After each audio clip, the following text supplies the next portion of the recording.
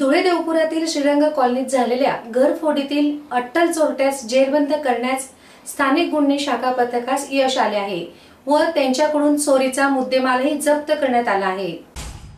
26 ऑक्टोबरला रात्री 9 ते 27 ऑक्टोबरच्या सकाळी 8:30च्या दरम्यान श्रीरंग कॉलनीतील प्लॉट नंबर 12 वरील घराचा लाकडी दरवाजा कुलूप तोडून घरातून रोख रक्कम व चांदीचे दागिने चोरीची घटना घडली होती। या प्रकरणी देवपूर पोलीस ठाण्यात घरफोडीचा गुन्हा दाखल केला होता।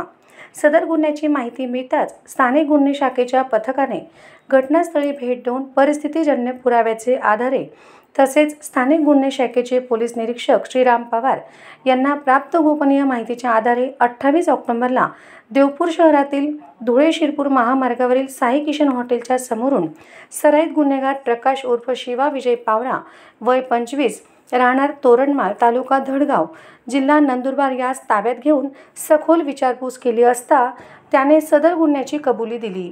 तसेच चोरी झालेल्या मध्ये मला 14,700 रुपये रोख यासह दागिने व इतर मुद्देमाल असा एकूण 21,000 रुपये या मुद्देमाल हस्तगत करण्यात आला।